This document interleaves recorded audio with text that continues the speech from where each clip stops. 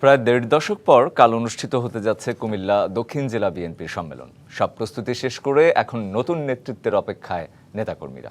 তারা বলছেন, আগামী জাতীয় নির্বাচনকে সামনে রেখে এই সম্মেলন গুরুত্বপূর্ণ ভূমিকা রাখবে, যেখানে ভার্চুয়ালি যুক্ত হয়ে দলের ভারপ্রাপ্ত চেয়ারম্যান তারেক রহমানের দিক নির্দেশনা বাড়তি অনুপ্রেরণাও যোগাবে। 2009 সালের পর দীর্ঘ 16 বছরের অপেক্ষায় 27শে সেপ্টেম্বর হতে যাচ্ছে কুমিল্লা দক্ষিণ জেলা বিএনপির সম্মেলন,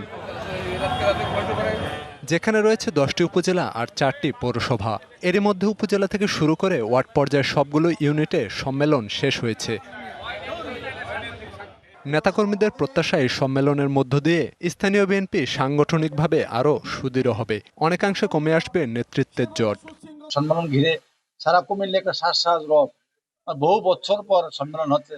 আজকে প্রায় 2 যুগ ধরে বিএনপি রাজনীতির সাথে ইনভলভ আছি, সংযুক্ত আছি। আমরা কখনো এভাবে কাউন্সিলের মাধ্যমে কোনো কমিটি পাই নাই। বিএনপির মধ্যে বিএনপি কর্মীদের মধ্যে একটা উচ্ছ্বাস লক্ষণ করা গেছে। এরই মধ্যে বিনা প্রতিদ্বন্দ্বিতায় সভাপতি পদে মনোনীত হয়েছেন বর্তমান কমিটির আহ্বায়ক জাকারিয়া তাহের সুমন। বলছেন, আগামী নির্বাচনে বিএনপির ধারক বাহক হয়ে মাঠে থাকবে নতুন নেতৃত্ব। আমাদের দলকে ভাঙার অনেকবার চেষ্টা হয়েছে, কিন্তু তৃণমূলের ঐক্যবদ্ধতার কারণে, তৃণমূলের কারণে কিন্তু দলটা সবসময় টিকে গেছে।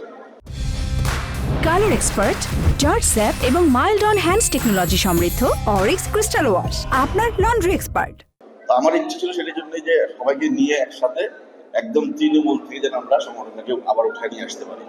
আর সাধারণ সম্পাদক পদে মনোনীত হন চলমান কমিটির সদস্য সচিব আশিকুর রহমান। বলেন, সম্মেলনকে ঘিরে জেলা বিএনপিতে চলছে উৎসবের আমেজ। আমাদের ইনশাল্লাহ আলহামদুলিল্লাহ প্রস্তুতি সন্তোষজনক। আমরা আশা করি আগামী দিনের মধ্যে আমাদের সমস্ত কার্যক্রম শেষ করতে পারবো এবং আমাদের যত ডেলিগেটরা আসবে কুমিল্লার ইতিহাসে এটা নতুন করে রেকর্ড তৈরি করবে, ইতিহাসের রেকর্ড। দ্বিবার্ষিকের সম্মেলনে তৃণমূলের 1414 জন কাউন্সিলর ভোটাধিকার প্রয়োগের মধ্য দিয়ে তাদের নেতৃত্ব নির্বাচিত করবেন। DBC news desk.